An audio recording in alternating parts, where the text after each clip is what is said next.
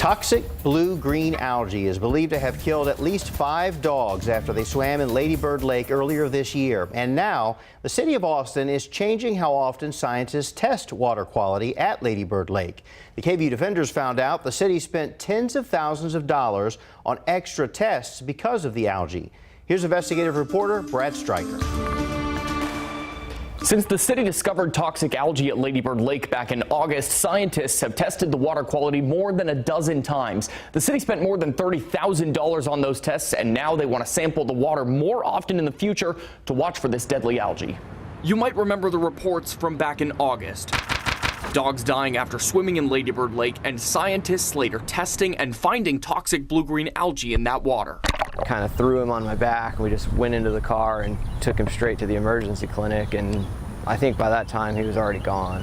David Morin is one owner who lost his dog after swimming in Lady Bird Lake. The KVUE defenders talked to him back in August. That was after we uncovered the state of Texas has no requirements for how often the water in Lady Bird Lake needs to be tested.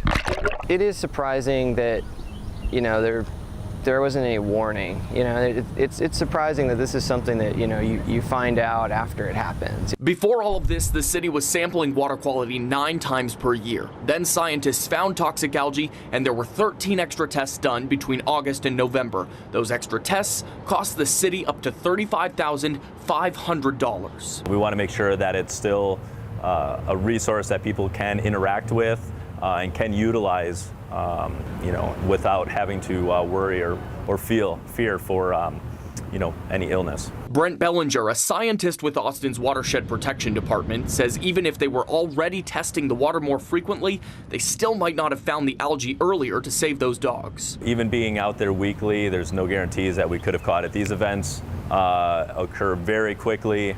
Most of the animals all got sick, within a couple-day period. But after this summer, the city is planning to budget for more testing in the future. That's in an effort to find toxic algae earlier if it ever comes back. We will increase our routine monitoring budget so that during kind of the critical months, we can take additional samples and screen for the toxins in the algae and in the water. The Watershed Protection Department hasn't finalized how many tests they're going to start doing at Lady Bird Lake, but the overall cost for testing is expected to go up in the future. For the KVUE defenders, Brad Stryker, KVUE News. If you have something you'd like the defenders to investigate, call us at the number you see on your screen or email us at defenders@kvue.com.